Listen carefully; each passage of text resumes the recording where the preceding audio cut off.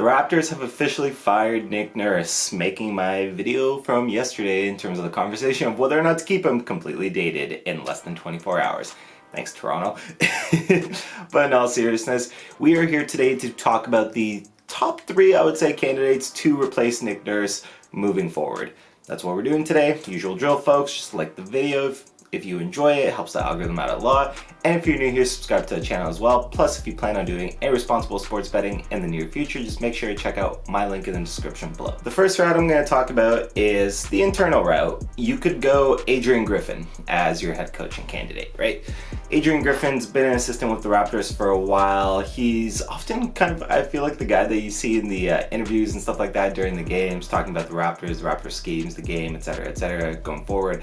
If you want to promote within the organization, which is always a route that teams take, I think Adrian Griffin is probably your guy. He's gotten some looks from other teams as well in terms of head coaching vacancies and stuff like that. So I think it only makes sense that you also do your due diligence and potentially take a look at him. I think he's been with the team long enough that there should be a built-in trust, and that if you want to take a swing for somebody internally and don't want to shake it up too much, that's probably your guy, right? Like, I really look around the team, and besides for him, like, some of the other guys in terms of the assistants and stuff are just a little too new to the team, or just maybe don't have the same pedigree that he does. So if you're looking internally, Adrian Griffin is probably your man. The next one is the supposed quote-unquote front runner, so to speak, in terms of the head coaching vacancy, and it is Ime Udoka. That's right, Ime Udoka is reportedly, to this point, the leading candidate for the leading candidate for the Raptors head coaching vacancy. This one's interesting to me. I mean, look, the last time we saw Ime Udoka, we saw the incredible turnaround with the Boston Celtics, where they went from a mediocre team to suddenly a powerhouse, right? Like, one of the best teams in the NBA, potentially the NBA champion this year. They were in the NBA Finals last year. But Ime's got his baggage, right? Well, there's a few things I want to talk about, right? First of all is the obvious elephant in the room, the baggage. Like, look, the whole cheating scandal with women in his organization brought a really bad look onto the Celtics, and like, it's been so soon since that happened. What is your faith level in Ime as a candidate that he's not going to bring that same kind of shit, so to speak, to the Raptors organization? Are you that confident in it? If you are, sure, that's not a bad candidate by any means. But if you're not, and there's still some level of doubt in terms of the kind of person that he is behind the scenes, that's a gamble. That's definitely a gamble to bring him into your organization and potentially upset the culture that you have in that locker room, in the organization, etc., etc.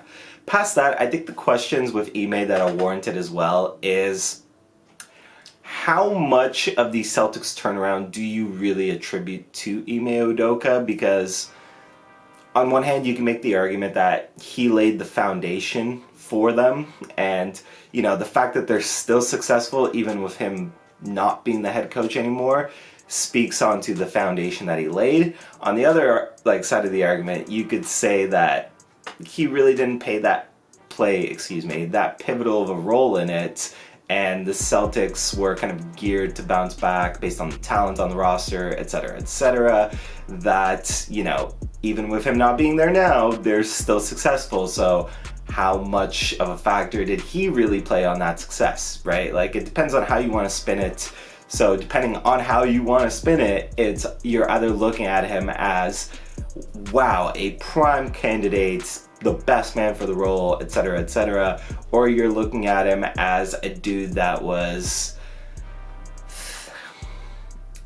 what's the expression? A product of the environment that was there, and not really the actual driving gear behind what happened.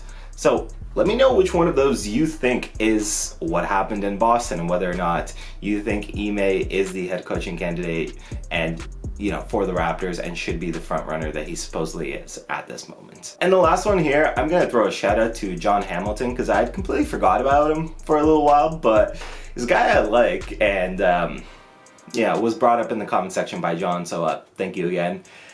Kenny Atkinson. I like Kenny Atkinson. The idea of Kenny Atkinson is, I think, a really cool one if you're Toronto. When I think of Kenny Atkinson, I think of the Brooklyn teams that overachieved with middling talent, and then obviously he ended up getting eventually pushed out kind of when KD and Kyrie were there, because KD and Kyrie really didn't like him that much, and he ended up without a head coaching job. And you could argue he's a guy that's sitting there waiting for the right one, right? Because I think Kenny Atkinson is 100% a NBA level head coach. I don't think there's a doubt in my mind for that. And he's a guy that I think is good with young guys, again, based on what we saw in Brooklyn. And he's a guy that could really elevate the Raptors. And again, he could really just be sitting there waiting for the right situation. I think about, you know, a Mike Brown type of situation, right? Where like now he's with the Sacramento Kings and they're doing so damn well, and this guy was sitting as an assistant for a long while, if I'm not mistaken, too, with the Golden State Warriors, similarly to Kenny Atkinson. So obviously not a one-to-one situation by any means, but take it for what you will.